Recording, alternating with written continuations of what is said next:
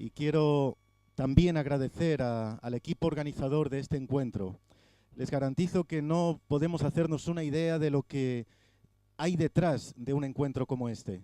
En alguna ocasión participo en el área organizativa de diferentes eventos y congresos, y para un evento que pasa fugazmente en un fin de semana, hay semanas, ¿qué digo semanas? Hay meses de trabajo detrás de ese evento. Así que agradezco profundamente que haya mujeres preocupadas y hombres también preocupados por bendecir al resto de mujeres como ha sido en este caso. Gracias a Dios por ellos y por ellas, y estoy seguro de que vale la pena. Cada gramo de esfuerzo que invertimos vale la pena. Hoy se han incorporado algunas mujeres, algunas hermanas que ayer no estuvieron, ¿verdad? ¿Cuántas se incorporan hoy en esta mañana? Wow, pues hay un grupito, hay un grupito. Y yo quiero apelar a la solidaridad del resto para por lo menos darles algún detalle fugaz así de lo que ayer tratamos. Dije que a lo largo de estas plenarias iba a estar reforzando áreas específicas de la mujer. Y vamos a estar tratando áreas, aspectos, papeles que la mujer cubre en los diferentes ámbitos. Ayer hablamos solamente de uno. ¿De cuál fue? Ayer hablamos de la mujer como madre. Perfecto. Ahí ya está el aprobado. Vamos a por el notable, ¿de acuerdo? Estuvimos diciendo que para reforzar ese papel de madre y también de padre que nos concierne a nosotros, los varones, los niños nos enseñan determinadas cosas, y yo di en llamarlo el ABC que aprendí de un niño. ¿Alguna recordará cuál es ese A que nos enseñaban los niños?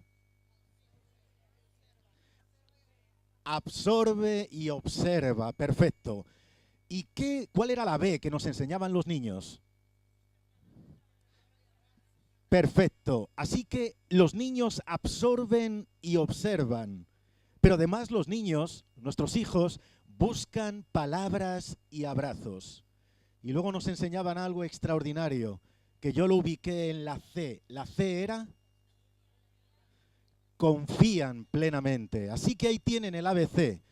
Nuestros hijos, nuestras hijas, nuestros nietos y nietas absorben y observan, buscan palabras y abrazos y confían plenamente.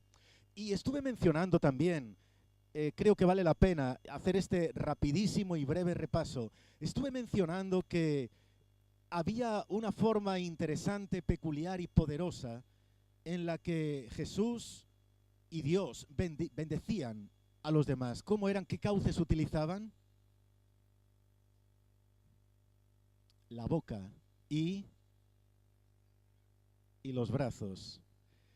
Dice la Biblia en Génesis, Dios los bendijo diciendo, es decir, que lo que verbalizamos, lo que transmitimos, bendice, trae bendición.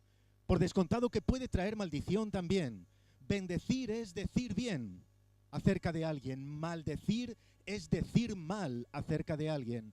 Y luego estuvimos hablando de que los brazos se convierten en muros de protección en torno a aquellos a los que abrazamos. Y dijimos algo, dijimos que un abrazo es un traje que se adapta a todos los cuerpos.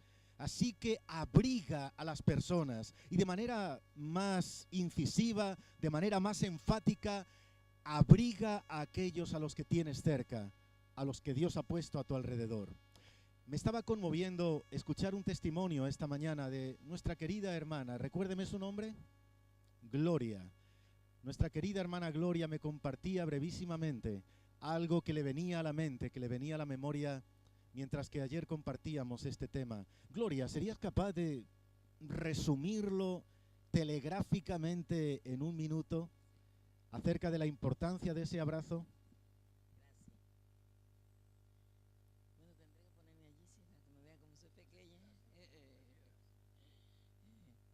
Sabe que, bueno, a mí siempre, sí, sí. Yo estaba en mi casa y me dio algo con bajar a la calle, pero yo ni sabía, yo cogí el monedero, ¿será que tengo que comprar algo? Pero luego, cuando bajé, me di cuenta que no necesitaba nada. Pero veo una señora que va un poco más joven que yo tengo 70 años, pero me creo de 30. Bueno, Sí. Usted se empeña en decir que tiene 70 años. Ninguno nos lo creemos, ¿eh? Bueno, entonces, cuando yo veo a la señora, me río con ella. Y ella me dice, ¿es que me conoce? Digo, no, no la conozco. Pero tengo a Cristo en mi corazón y he sentido darle una sonrisa. Y entonces ella me mira así, como quien dice. Entonces le digo, ¿le puedo dar un abrazo? Y cuando la abrazo, pero le doy un abrazo que yo misma, de verdad que no, fue Dios que me lo inspiró. Porque yo sentía la lágrima de ella que me corrían. Pero ahí mismo hay un banco que está debajo de mi casa. Y le digo, ¿nos podemos sentar ahí? Y ella dice, ay, sí, sí, sí. Y cuando esa señora comenzó a hablar, era un río de lágrimas. Que tenía un solo hijo, que limpió escalera, todo lo que hizo por su hijo. Y su hijo, después que se hizo varón, nunca más la ha querido. Pero usted ha sabido algo de él, quizá de qué le ha pasado. Dice, no, no le ha pasado nada, él está bien, pero no me viene a ver. Y yo comencé a hablarle de Dios, le dije todo lo que, bueno, para no alargarme más. Y la mujer, estuve con ella, que gracias a Dios que yo había hecho la comida, porque si no, hubiésemos comido tarde. Pero para mí, anoche con lo que compartía me conmovió mucho y de verdad que yo uso eso para siempre darle una sonrisa a la persona. A veces se quedan serios y otros me dicen, es que me conoce. Digo, bueno, sí, ahora le estoy conociendo, le digo lo que Dios me ponga. Pues muchas gracias, ¿eh? Esperanza. Gracias, hermana. Muchísimas gracias. De verdad, no somos capaces de calibrar el poder sanador, el poder renovador que tiene una sonrisa y que tiene un abrazo. Y mirad, Dios ha puesto en vosotras esa capacidad. No sé muy bien por qué a los hombres parece que nos cuesta más trabajo expresar las emociones, expresar los sentimientos. Parece que somos mucho más pragmáticos y que Dios ha puesto en vosotras la bendición de ser más emocionales. Utilizad ese recurso para seguir sanando, porque un abrazo puede ser el pomo de la puerta que da la entrada al corazón. Y dijimos que hay 3 llaves que abren casi todas las puertas. Y esas 3 llaves son, por favor, gracias y una sonrisa y un abrazo. Claro que sí. Mirad, dejadme que vea o que veamos juntos un momento. Lady, disculpa que te dé más trabajo. Necesito que apaguemos luces, por favor, un momento. Y los móviles, por supuesto. Por favor, apagad los móviles porque siempre suenan en el momento más inoportuno. Mirad estas imágenes. Al hilo de lo que estaba mencionando nuestra hermana Gloria.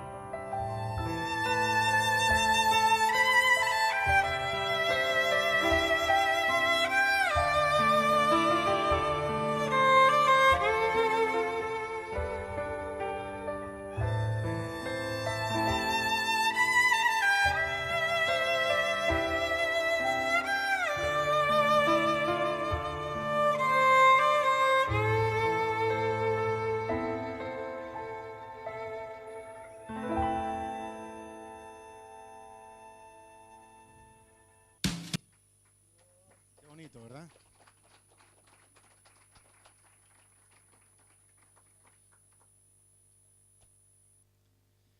Perdonadme que sea insistente, que sea reiterativo, pero descubrimos que Jesucristo ejerció de una manera extraordinaria el ministerio de la imposición de manos.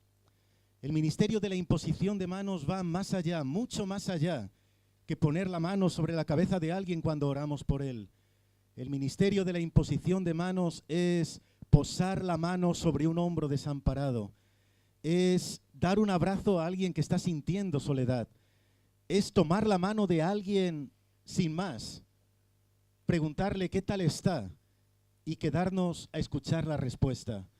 El ministerio de la imposición de manos es algo que Jesucristo hizo. Él tocó a los intocables, Él se acercó a los despreciados, a los marginados, y Él depositó en nosotros, y vuelvo a insistir, creo que de una manera mucho más afinada en vosotras, depositó la gracia de llevar consuelo, de llevar consolación. Sabéis, yo reconozco, y no me avergüenza el reconocerlo, no me siento inferior ni peor por reconocer lo siguiente. Yo soy consciente de que mi esposa es una ayuda impresionante en las distancias cortas. Tal vez algunos me veis hablar en público, me escucháis hablar en público y decís, tiene que ser una persona muy extrovertida. Todo lo contrario. Soy una persona de temperamento melancólico flemático. Quienes sufrimos ese temperamento, somos dados al hermetismo, a la introversión, somos dados preferimos estar tras bambalinas, detrás del telón nos sentimos más cómodos, en las últimas filas. Y en las distancias cortas, a mí a veces me da pudor aconsejar o escuchar. Y yo descubro que Dios ha puesto en mi esposa esa sensibilidad de a través de una sonrisa, a través de una palabra, a través de una increíble paciencia, escuchar al que sufre. Creo que eso es algo muy común. No quiero generalizar absolutamente, pero muy común en vosotras. Por eso Dios ha puesto en vosotras ese ministerio de madre. ¿Qué hace la madre? La madre, como cantábamos, creo que ha heredado ese amor incondicional que Dios mostró para nosotros. Y yo os quiero rogar, seguid regalando al mundo ese amor. Seguid regalando al mundo esos abrazos y abrazad especialmente a aquellos que menos lo merecen. Porque quien menos merecen el amor suelen ser quienes más lo necesitan. Quienes no pueden sonreír necesitan desesperadamente una sonrisa. Muchas veces detrás de un ceño fruncido, detrás de un gesto de enfado, detrás de una respuesta desairada, lo que hay es un clamor de necesito ser amado, necesito sentirme amado. Y ese es un ministerio que Dios ha puesto de una manera muy bonita en vosotras las mujeres, porque ser madre no es una exclusiva de quien tiene un útero fértil. Ser madre no es una exclusiva de la maternidad biológica. Tener un hijo no le convierte a una en madre, del mismo modo que tener un piano no le convierte a uno en pianista. Hay madres que jamás han alumbrado un hijo, que jamás han gestado un hijo en su vientre, pero están ejerciendo una maternidad maravillosa. Así que si tú todavía no has sido madre, o si nunca vas a ser biológicamente madre, no pienses, yo no soy madre. Dios ha puesto en ti la capacidad de alimentar, de cuidar, de ser madre, no de uno, sino de multitudes. Pero en esta mañana me gustaría apelar a dos funciones, a dos papeles que también tenéis las mujeres, que Dios os ha mostrado, que Dios os ha dado a vosotras las mujeres. Y es el de hija y ungida. Y ruego a Dios que Él permita que esto se grabe en nuestro corazón, porque no eres solamente madre, además eres hija, y además eres una hija ungida. Hablando de esto, de lo que nos enseñan los niños, yo recordaba la historia, parece que verídica, de una familia que tenía una niñita. Aquella noche se desató una tremenda tormenta. La niña estaba en su habitación, pero estaba con los ojos abiertos y los ojos mostraban espanto. Le asustaban los truenos, le asustaban los relámpagos. Así que la niña fue a la habitación de los papás y dijo, papá, mamá, tengo miedo de la tormenta. La madre le dijo, no te preocupes, ya eres mayorcita, no te va a pasar nada. Y ella dijo, pero es que tengo miedo. Y la madre dijo entonces, pero hija, no debes tener miedo. Dios está contigo en tu habitación. Y la hija dijo entonces, vale mamá, pues tú vete a mi habitación a dormir con Dios y yo me quedo aquí a dormir con papá. La inocencia de los niños nos enseñan tantas cosas, pero yo quiero decirte hoy esto en esta mañana, hermana, y me encantaría decirlo mirándoos a los ojos de cada una de vosotras. No eres solamente madre, eres hija, y eres hija de un padre absolutamente perfecto. Tal vez tu padre biológico no te abrazó todo lo que debiera, pero los brazos de Dios están abiertos de par en par para ti. Tal vez tu padre biológico no te dijo frecuentemente, te quiero, te amo. Pero tu Padre Todopoderoso, Dios, hoy te está diciendo, no hay tesoro más especial que tú para mí. Eres la niña de mis ojos. Así que ve a tu habitación, descansa tranquila, duerme con tu corazón mecido por la paz, porque Dios está contigo. Eres hija, y eres hija además ungida. Pastor Emanuel, estoy seguro de que ni tú ni yo nos vamos a enfadar por reconocer esta realidad. Pero también en el ámbito espiritual, Dios ha puesto una sensibilidad extraordinaria en vosotras. Os estoy diciendo algo que ya sabéis. La segunda fila de los asientos de mi iglesia está ocupada por mujeres. Y está ocupada casi en su integridad por mujeres de cabezas plateadas. Mujeres que ya han vivido algunas primaveras y también algunos inviernos. Y yo he pedido a mi pastor principal que nunca sustituya a esas mujeres hasta que Dios las llame a su presencia. Porque llegar y cuando yo he de ministrar y me siento en mi lugar y sé que detrás de mí hay cabezas inclinadas, orando, clamando, intercediendo, diciendo, Dios, que tú estés aquí presente, yo me siento confortado, me siento ministrado y bendecido. Tengo un equipo de intercesores.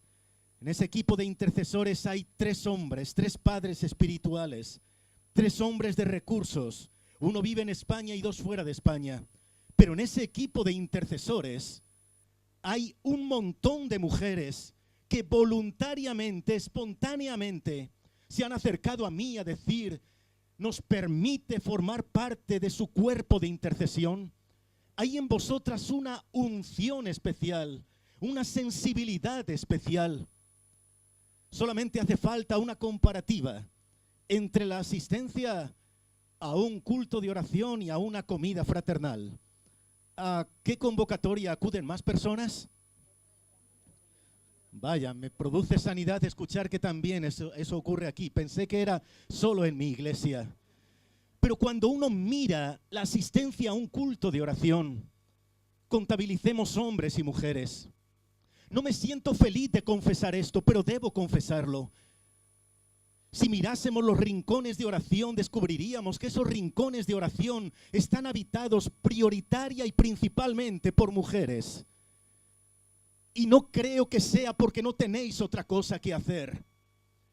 Creo que hay pocas personas tan pluriempleadas como las mujeres, tan extraordinariamente ocupadas como las mujeres. Tenéis mucho que hacer, pero os habéis dado cuenta de que en la vida hay cosas importantes y luego están las que de verdad importan. Y habéis descubierto que la vida de oración, la vida de servicio a Dios no es importante, es lo que de verdad importa. Así que hay una unción especial en vosotras. Y escuchad, eso os convierte en oxígeno para el mundo y en dinamita para el infierno. Eso os convierte en una bendición para Dios y para el pueblo de Dios y en una amenaza para el infierno. Y por eso, queridas hermanas, porque Dios ha puesto en vosotros esa capacidad de bendecir, el enemigo no está contento con vosotras. Sois ungidas, pero mira, la unción no es un producto gratuito en el bazar de Dios. La unción tiene un precio y un precio altísimo. La salvación es gratis, lo es para ti y para mí, porque la salvación no fue gratis. La salvación tuvo un precio desmesurado, pero ya lo pagó Él. La salvación para ti y para mí es gratis, pero la unción no. Quien quiera tener la unción tendrá que comprarla. Y por eso yo quiero hablaros en esta mañana del precio de la unción, pero que además en medio de todo te sientas hija, te sientas cuidada. Y hay un pasaje al que venía una y otra vez mi mente, y yo os quiero invitar a que hagamos brevemente una visita a la casa del alfarero. A la casa del alfarero. Y tal vez alguna ya sabe a qué texto de la Biblia os voy a remitir. A ver, ¿dónde aparece el alfarero en la Biblia? A ver. Isaías está cerca. Jeremías, exacto, capítulo 18, desde luego. Jeremías capítulo 18. Vamos a mirar aquí este texto que nos invita a visitar la casa del alfarero.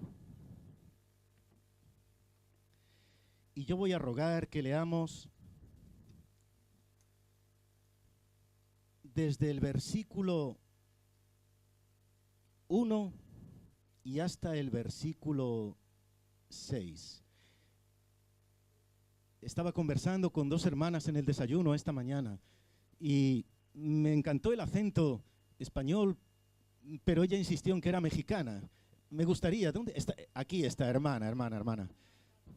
Recuérdame, Carlita. Carla, ¿serías tan amable de dirigirnos en la lectura de este texto, por favor? Adelante. ¿Qué versión tienes? Muy bien, pues vamos a escuchar con atención esta parte de la Biblia.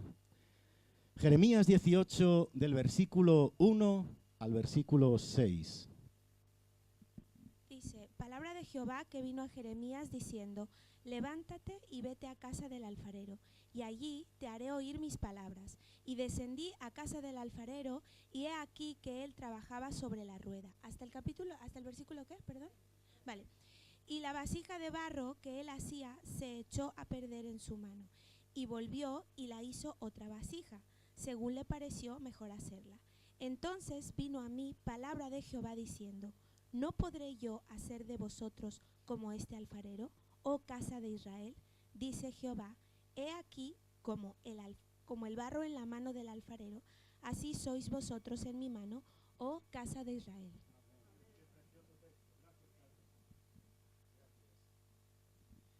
Y Señor, yo te ruego que esta palabra que es viva, esta palabra que es eficaz y poderosa, pueda traer respuesta a nuestras preguntas. Una vez más, Señor, yo quiero declarar mi absoluta dependencia de tu gracia. Quiero declarar que sin ti no puedo, pero que contigo, Señor, recibimos aquello que tú has previsto. Que el cielo permanezca abierto, Señor, y que nuestros corazones también permanezcan abiertos. Y que tú puedas traer esa respuesta que necesitamos y esa paz que viene solamente de ti. Recibe la gloria, la honra y la alabanza, solo tú, querido Dios.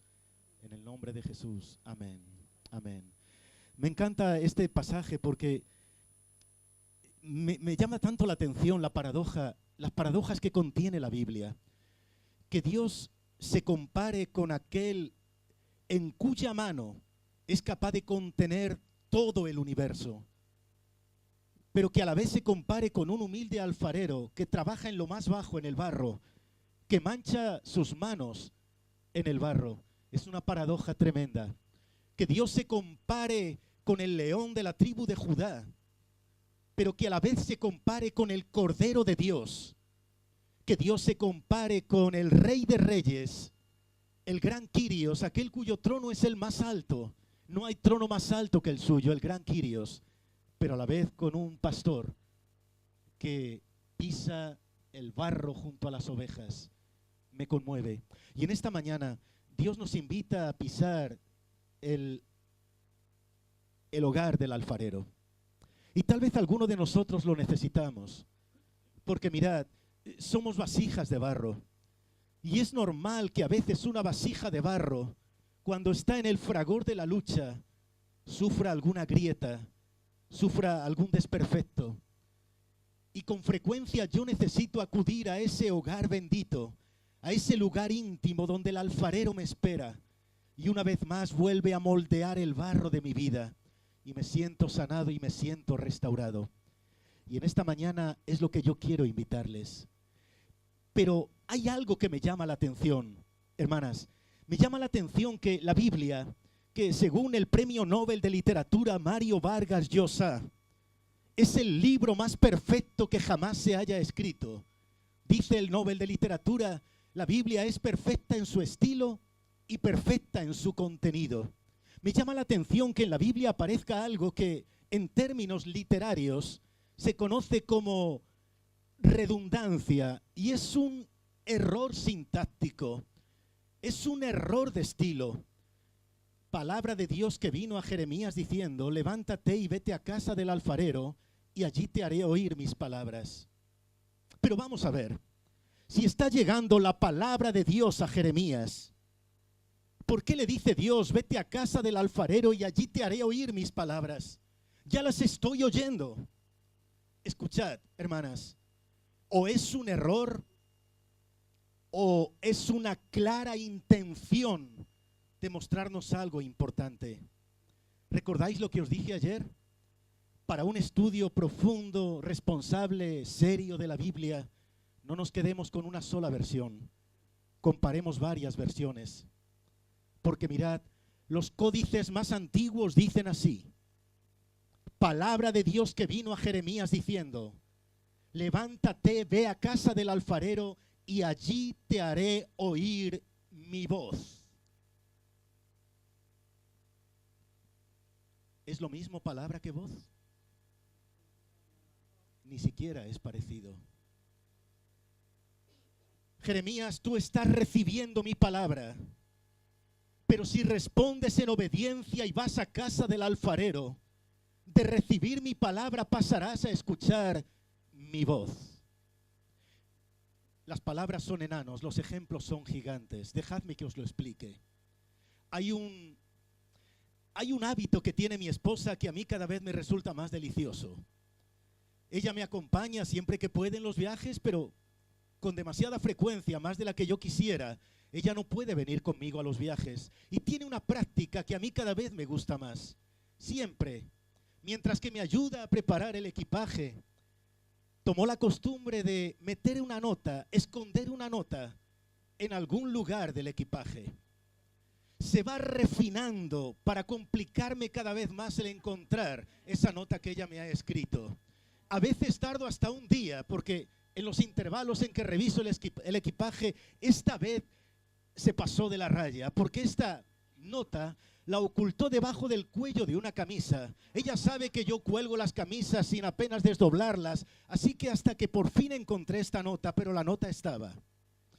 Yo quiero pedir a ese hermano, sí, que me recuerda a Charles Spurgeon, por su poblada barba, que lea la nota que mi esposa me escribió. Pero, hermano, te voy a decir algo, vas a leer algo que ha escrito mi esposa. No te estoy pidiendo que lo leas, te pido que lo declames, que pongas todo el corazón en la lectura, que pongas sentimiento. Te estoy metiendo en un problema, ¿eh? Atentos, él va a leer, adelante por favor, va a leer lo que mi esposa me escribió.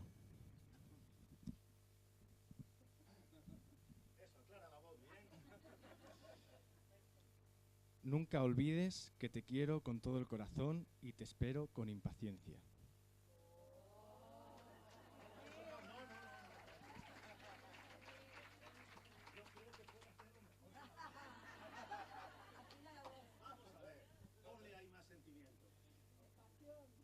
Nunca olvides que te quiero con todo el corazón y te espero con impaciencia.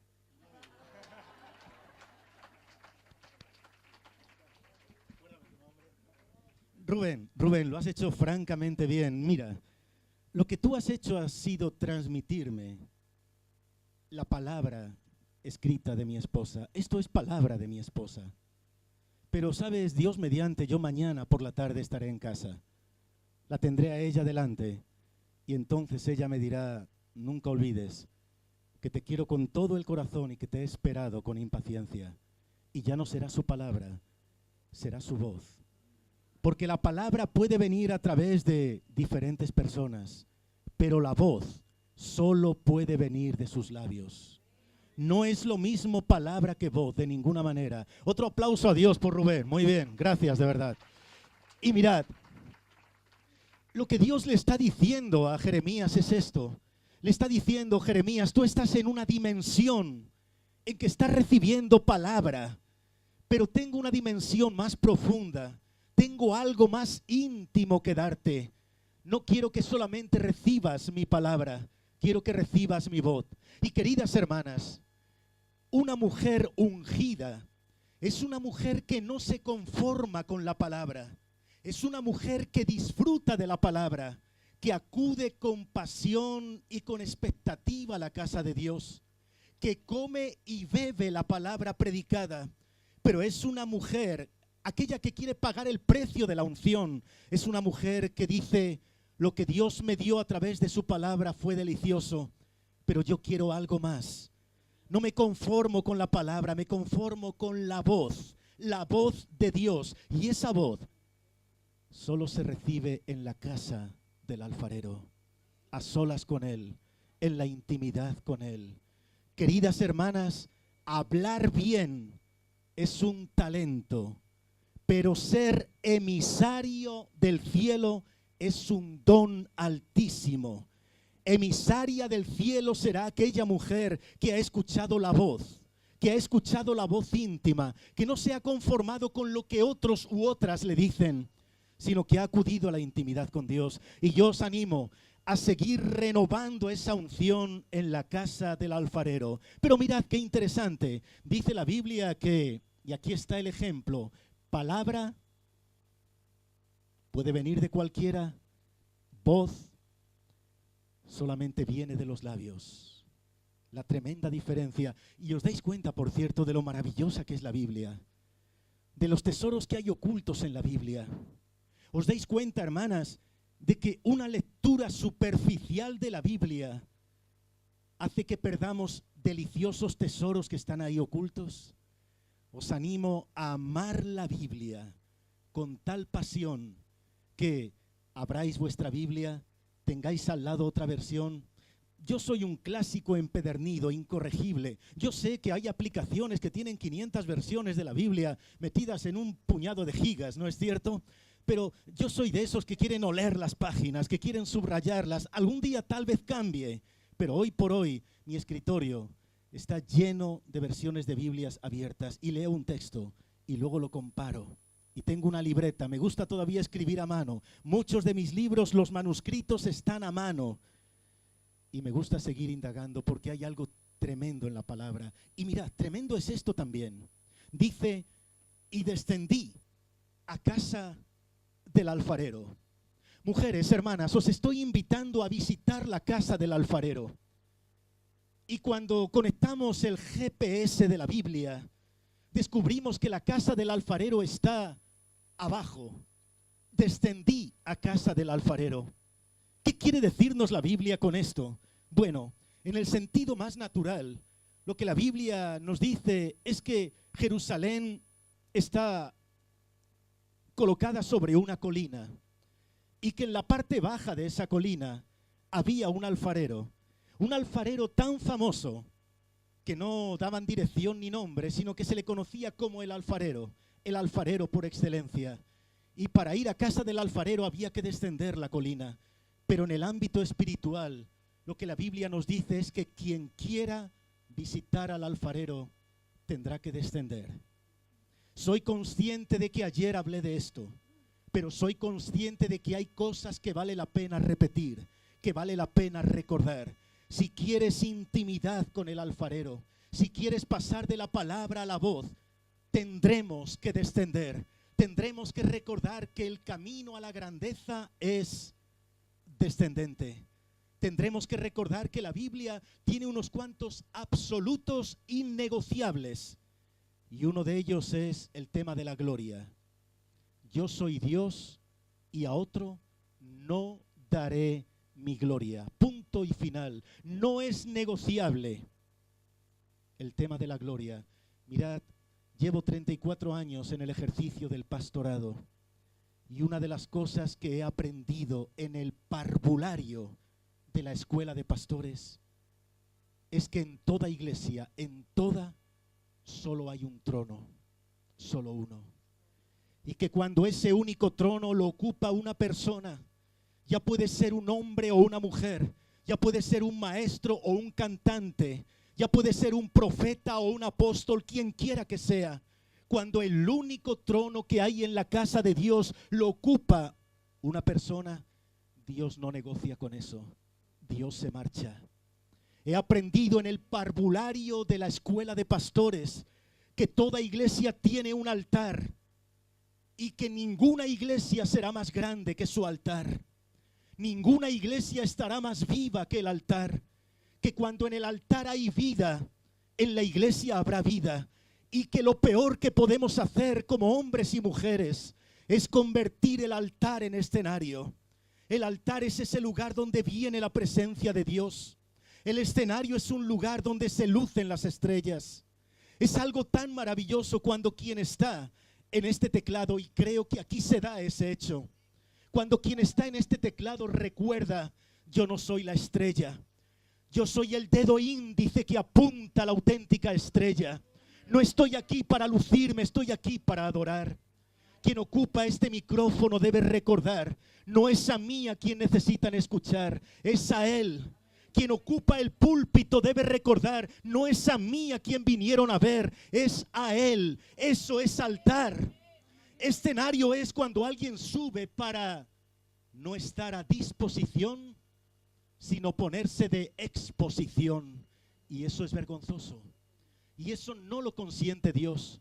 Si queremos estar con el alfarero, tendremos que descender, tendremos que ir hacia abajo. El camino a la grandeza es descendente. Lo más grande es admitir ser pequeño. Nuestro llamado nunca fue a ser estatuas, sino pedestales que levanten al auténtico monumento.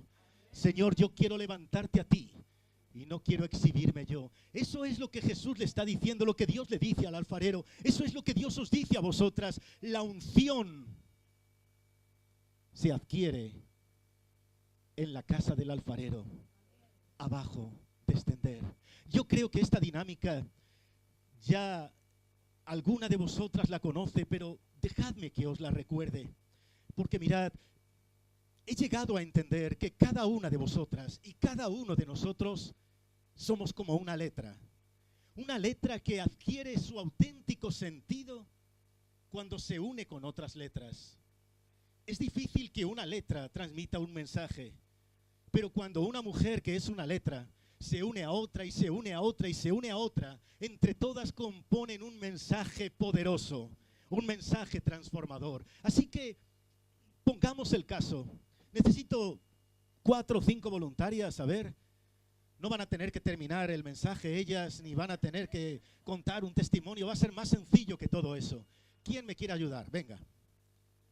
1, 2, 3.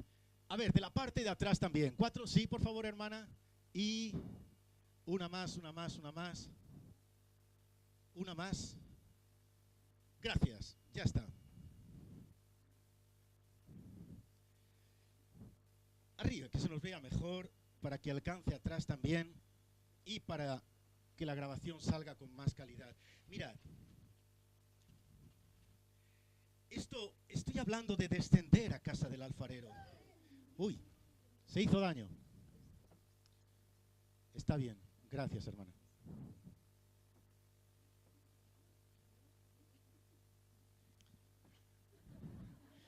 Estaba ensayado, era para despertar a los que estaban durmiendo, ¿verdad? Pongamos el caso de que cada una de ellas es una letra. Atentos a esta dinámica.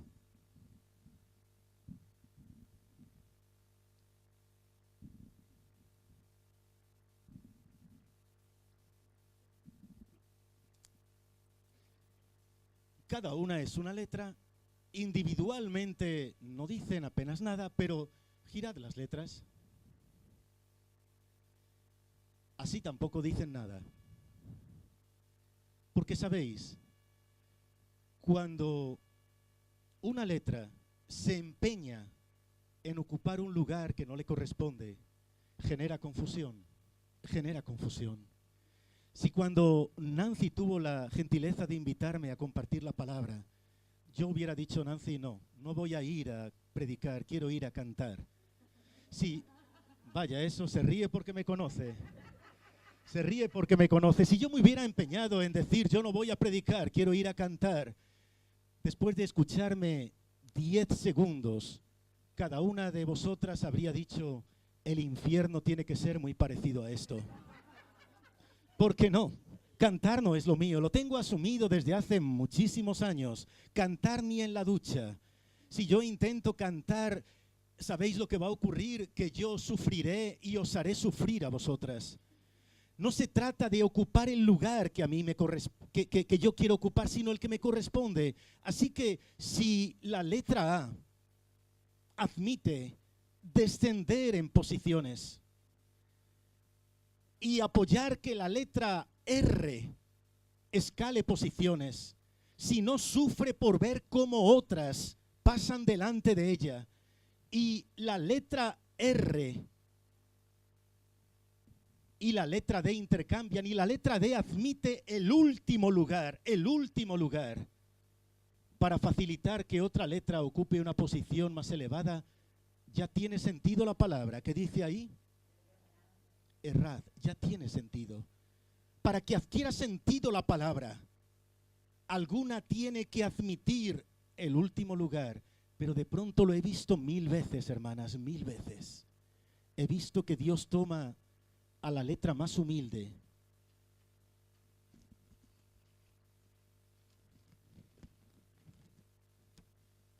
a la humilde letra H, muda, que no tiene ningún sonido, que ha estado varias veces a punto de caer del alfabeto español, porque hay literatos que dicen no tiene sentido, solo crea, no suena, no tiene ningún sonido. Dios toma esta letra muda y la coloca en el primer lugar y cambia absolutamente el sentido.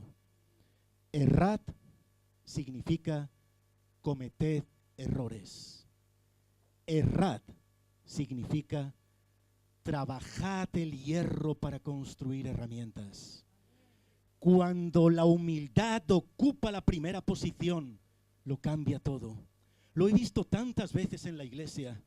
Lo he visto tantas veces que Dios toma a aquel por el que no daríamos un céntimo de euro y lo toma en su mano y lo levanta. Pero Dios toma al soberbio, aquel que se cree el number one y le rebaja. La Biblia es terminante, fíjate, y hasta agresiva en un sentido, entiéndeme. Cuando nosotros vamos a ese texto que dice Dios resiste a los soberbios y da gracia a los humildes, en el original griego hay caracteres enfáticos.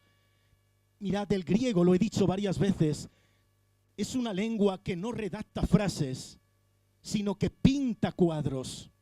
Cada expresión en el griego es una imagen, es una pintura, es algo riquísimo. Y cuando la Biblia dice Dios resiste a los soberbios, el cuadro que pinta, la imagen es la de alguien. Por favor, intenta aproximarte a mí. La hermana, solamente. Intenta acercarte a mí. Cuando Dios dice Dios resiste a los soberbios, el griego muestra a una persona con los dos brazos extendidos, diciendo jamás, jamás te acercarás a mí. Y cuando dice da gracia a los humildes, la imagen que pinta es la de alguien con las dos manos extendidas y regalándolo todo. Dios dice con soberbia jamás te acercarás a mí, pero si te acercas quebrantado y humilde te lo daré todo, absolutamente todo. Así que recuerda, por favor, la letra H de humildad ocupa en el calendario y en los valores de Dios la primera posición. Gracias, hermanas. Un aplauso a Dios por ellas. Y hermana, cuidado al bajar, por favor. Mucho cuidado al bajar.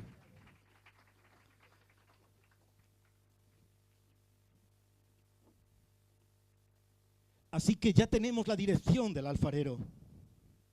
La casa del alfarero se encuentra abajo. Y me conmueve cuando dice que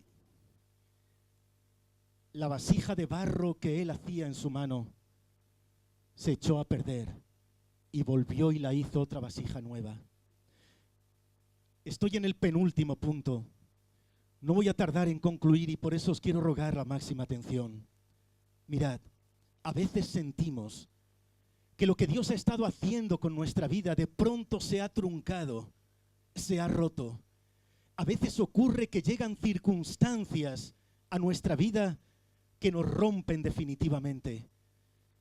Quiero decirte algo.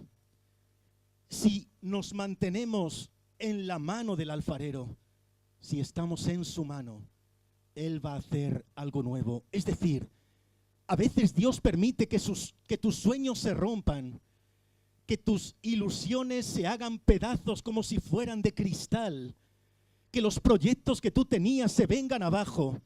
A veces Dios lo permite para hacer algo absolutamente nuevo. Escúchame, cuando Dios borra es porque va a escribir algo nuevo.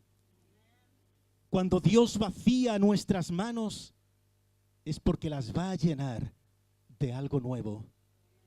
Con Dios jamás una desgracia será la última noticia. Recibí una frase que me resultó consoladora. Esa frase decía: pedí a Dios 100 veces que cambiara mis circunstancias, hasta que Él me dijo que estaba usando esas circunstancias para cambiarme a mí. Cuando Dios permite que entres en una noche, es porque esa noche va a ser fértil, definitivamente fértil. Lo sabes, hermana, igual que lo sé yo. Hay frutas que solo maduran bajo la luz de la luna. Hay plantas medicinales que deben esas propiedades curativas que tienen a los lugares sombríos y pantanosos en los que crecen. Muchas de las plantas que tú tomas y te aportan salud han estado tragando cieno, y porque tragaron cieno lo metabolizaron, convirtiéndolo en vida. Yo doy gracias a Dios por esas alquimistas del alma, mujeres que Dios ha puesto en la iglesia, experimentadas en quebranto, acostumbradas a enjugar sus lágrimas, pero enjugando sus lágrimas se han hecho expertas en enjugar las lágrimas de otros. Cuando Dios permite que tu vasija se quebrante, la única circunstancia a la que hay que atender, lo único de lo que hay que estar segura definitivamente, es que permanezcamos en su mano. Porque cuando la vasija se echa a perder en su mano, es porque Él la va a hacer otra. No eres solamente ungida, eres hija. Y eres hija de un Dios que te cuida con absoluto esmero. ¿Le preocupa a Dios si estás triste o alegre? Absolutamente sí. ¿Le preocupa a Dios si alguien te ha herido? Absolutamente sí. ¿Le preocupa a Dios si tienes o no tienes pareja? Absolutamente sí. ¿Le preocupa a Dios si puedes o no tener hijos? Absolutamente sí. ¿Hay algo en tu vida que no le preocupe a Dios? Absolutamente no. Todos los detalles de tu vida le preocupan porque eres no solo madre, eres su hija. Tengo 2 hijas y sé lo que es esto. Tengo 2 yernos y sé lo que es esto. Hablé con mis yernos, claro que sí. Hablé con mis yernos y les dije: si haces feliz a mi hija, me tendrás a tu lado. Si haces daño a mi hija, me tendrás enfrente. Y de pronto descubro que mi esposa es hija de Dios. Así que Dios no es solo mi padre, sino que además es mi suegro. Y yo sé muy bien lo que para mí significa que mi hija sonría. Y sé muy bien lo que para Dios significa que mi esposa sonría. Tú eres su hija. Y la posición que ocupas es precisamente esta, la de esa tierna vasija, amparada por las manos de Dios. No te preocupes si tus sueños se han roto. Dios te hará dormir. Recostarás tu cabeza en su seno y soñarás sueños más gloriosos todavía. Dios tiene tiempos y sueños nuevos para ti. Pero mirad, hay algo que me llama la atención y es que se trata de un proceso difícil. Visité la casa de un alfarero recientemente. Estuve junto a él.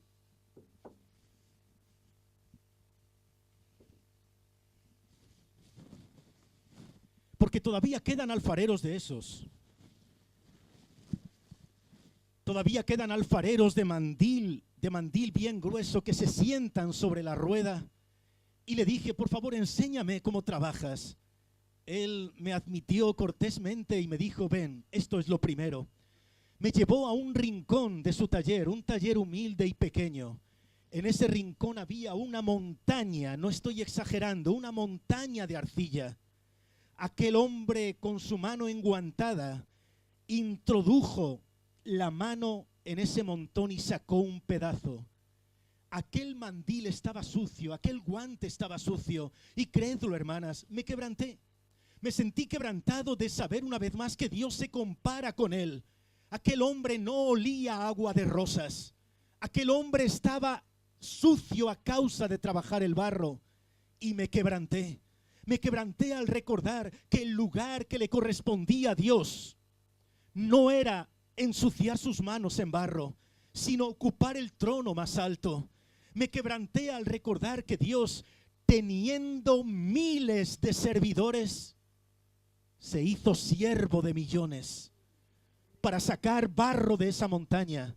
Y una vez que tuvo este pedazo de barro, ¿sabéis lo que hizo? Lo acarició como que lo mimaba, y después, ¿sabéis lo que hizo? Lo puso en el suelo y comenzó a pisarlo, a pisarlo. Y le dije, hace un momento lo estabas acariciando, ¿por qué lo pisas ahora?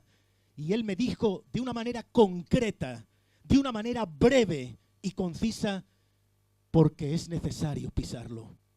Lo estoy adobando, y el barro que no ha sido suficientemente pisado es un barro quebradizo, es un barro que no será moldeable. Y me dijo algo que escribí rápidamente en mi libreta de notas. Me dijo, para estar en mi mano, primero tiene que estar debajo de mi pie. Escucha, cuando tú has sido elegida por Dios, cuando la mano de Dios te va a levantar, primero tenemos que ser pisados. Este proceso es durísimo. Es un proceso ingrato, es un proceso muy difícil. ¿Cómo nos pisa Dios? Escucha, primero, quiero decir, Dios jamás permitirá que sufras ni un instante más del estrictamente necesario. Hay muchas cosas que desconozco de Dios, muchísimas, pero hay un par de certezas irrebatibles para mí. Una es que Dios es amor. No es que Dios sienta amor. No es que Dios tenga amor, es que es amor, su esencia es amor. Y eso le impide dejarme sufrir ni un instante más del necesario. Eso le impide que yo derrame una lágrima más de las que son estrictamente precisas. ¿Cómo es el proceso del pisado? A veces este proceso es que las personas te pisan, que las personas te fallan. A veces ocurre que alguien a quien le das todo, lo toma todo y te da la espalda, te traiciona. A veces alguien a quien has amado con todo el corazón, de pronto te hace llorar. Escucha, cuando tú sufras algo de eso, recuerda, has sido elegida por Dios. Estás en el proceso del adobado. El barro pisado se llama así, adobado. Gracias, Gloria. Y después de que ha sido suficientemente pisado, llega otro momento difícil. Su mano comienza a vaciar. Comienza a vaciar.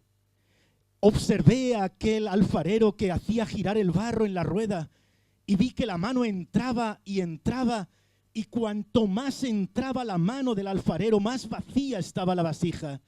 Comenzamos a perder cosas.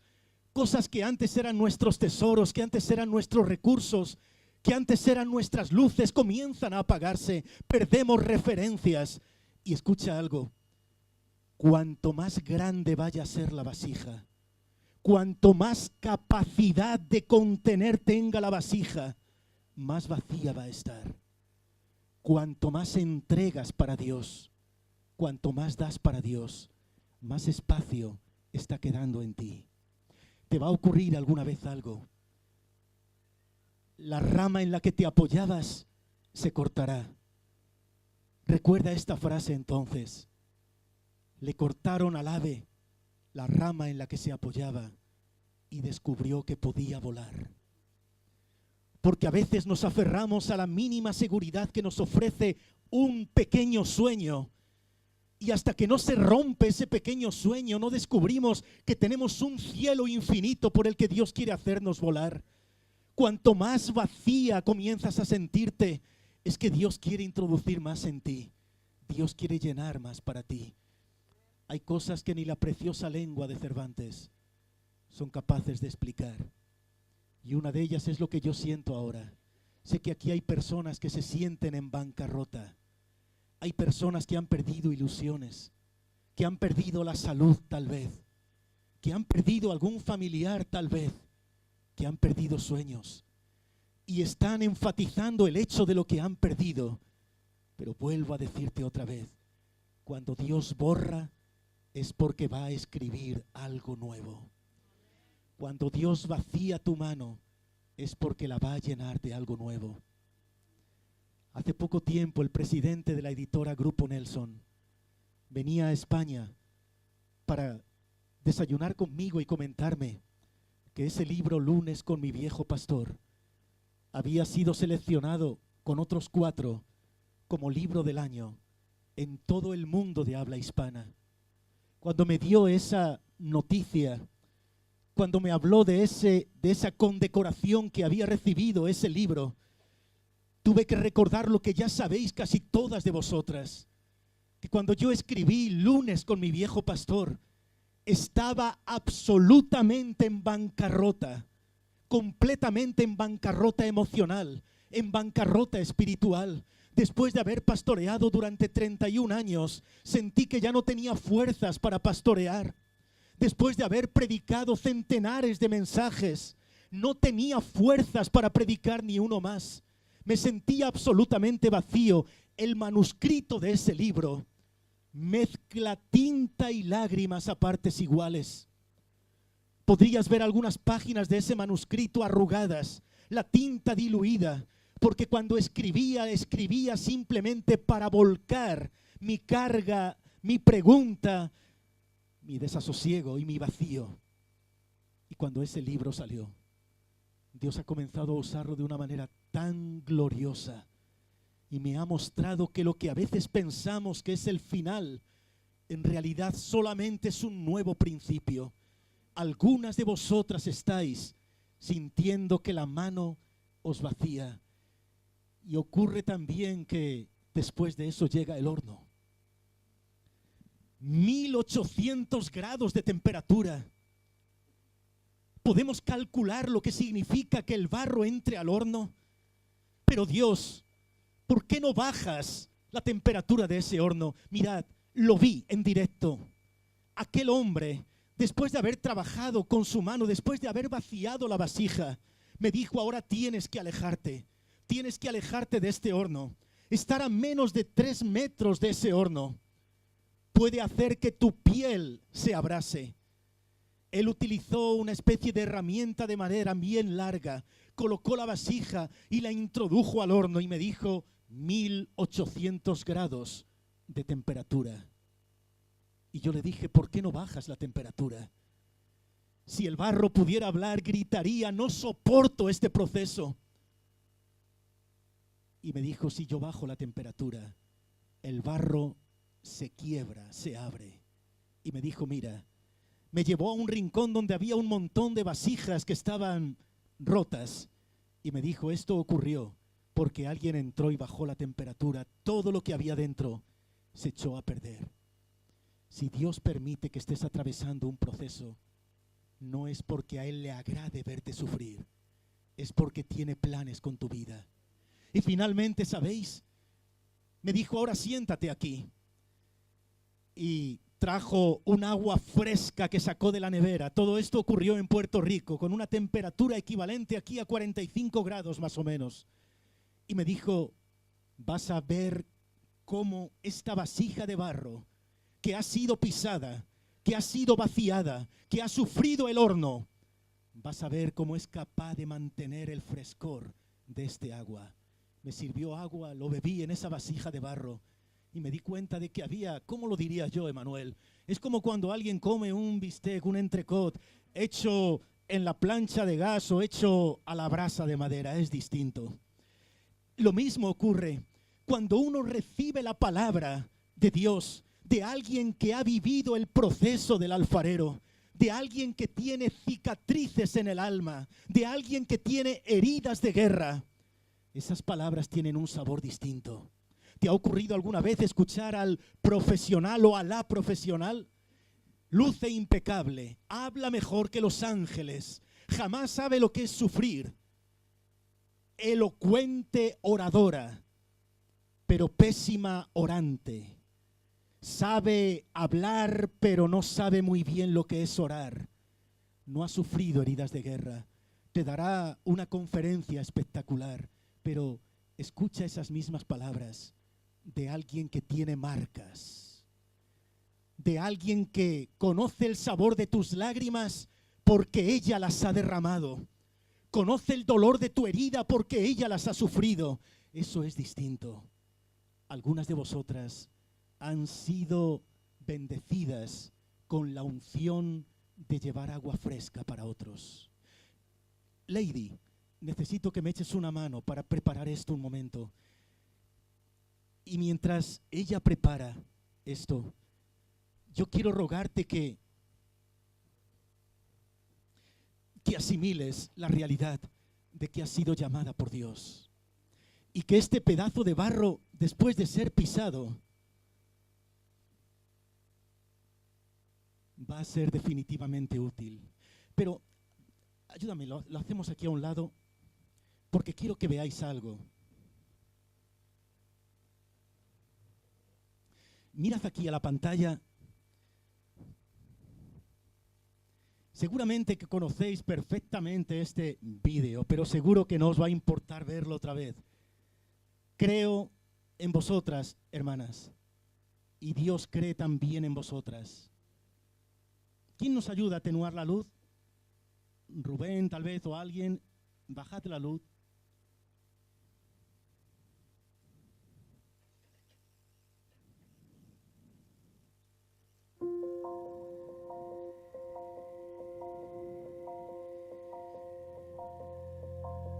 ¿Quién eres tú? Se titula.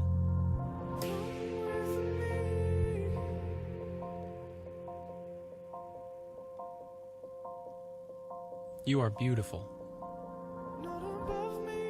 You are smart. You are funny. You are kind. You are unique. You are worthy of love and affection.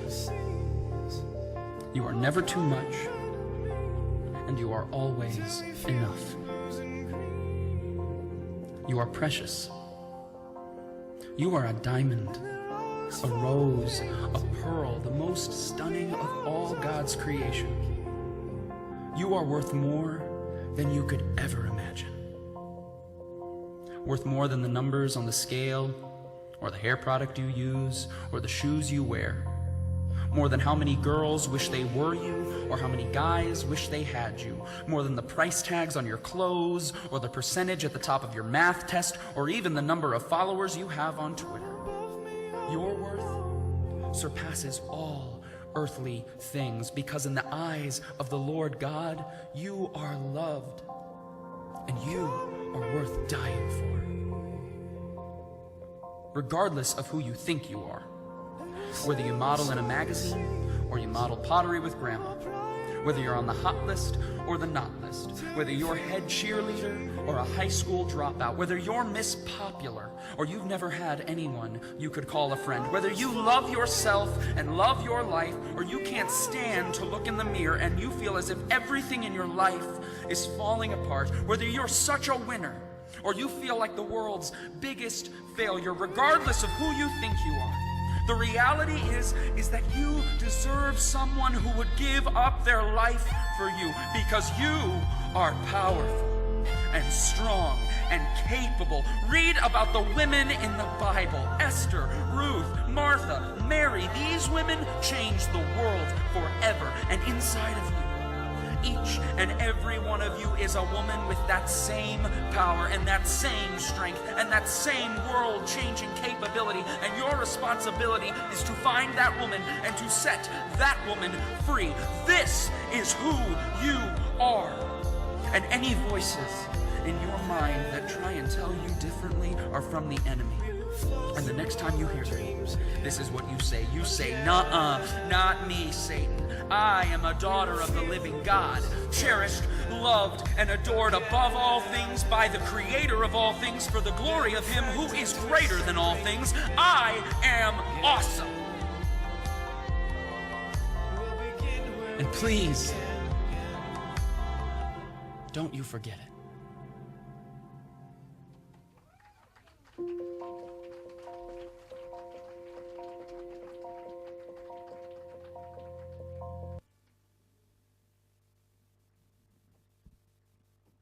¿Contradice esto lo que estoy diciendo? Estoy hablando de ser como barro y ahora no, en absoluto, en absoluto. Dios ha puesto en vosotras valores exclusivos, valores hermosos. Quería concluir con una imagen. ¿Por qué siempre una imagen? Porque las palabras son enanos y los ejemplos son gigantes. Porque oigo y olvido, veo y recuerdo, hago y aprendo. Así que en esta noche, no, en esta mañana todavía, yo voy a invitaros a que observéis esta mesa. Por favor, pastor, ¿me quiere ayudar un momento? No sé si podríamos colocarlo arriba.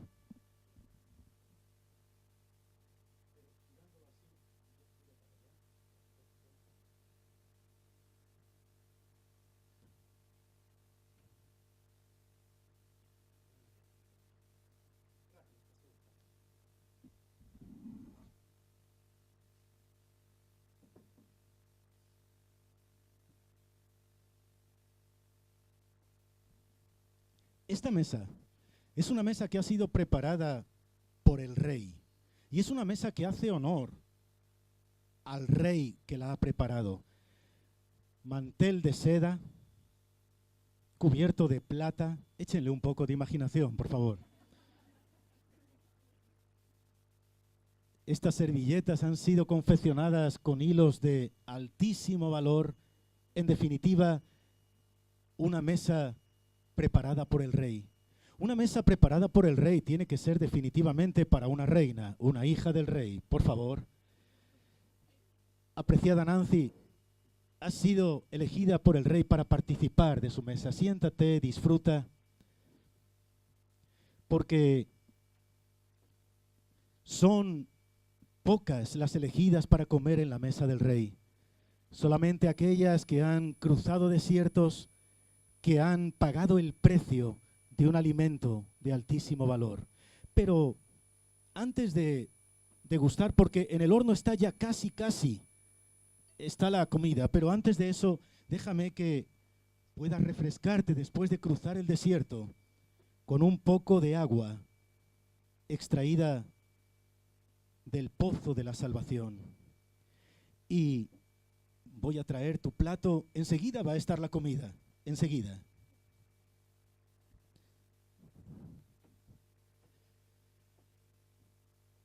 ¿Probaste el agua?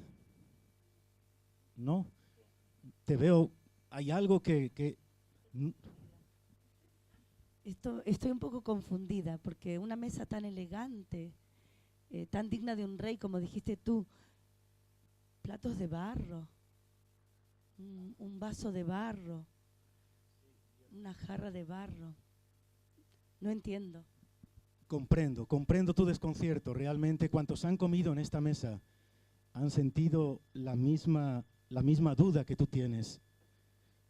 Porque debes saber que en la casa del alfarero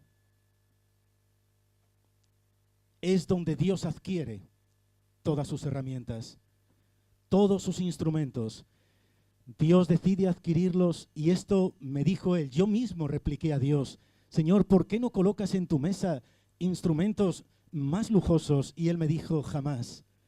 No quiero nunca que la gloria recaiga sobre el instrumento, sino sobre el tesoro que yo coloco en ese instrumento. Así que es innegociable. Y él dijo: solo adquiriré instrumentos en la casa del alfarero. Y me dijo: en esa casa que está allí abajo, sí, allí abajo es donde yo busco mis instrumentos. Así que disculpa, pero ya sabes, es una norma innegociable. Disfruta de la comida. Échenle aquí imaginación también. Oye, pues huele bien, hay un aroma delicioso. Hay otra cosa que no entiendo. Si estamos en un sitio tan elegante, ¿cómo es que hay esos trozos también de barro por el suelo? Sí, estos pedazos de barro. Yo mismo me sentí sorprendido de ver estos pedazos de barro y no lo entendía. No entendía qué sentido tenía. Y él me lo tuvo que explicar también. ¿Sabes? A esto se le llama tiesto. Si acudes al profeta Isaías en su capítulo 30, él habla de los tiestos. ¿Sabes lo que son? Son instrumentos que en el uso llegaron a romperse. ¿Y sabes lo que hacen con esto en Palestina?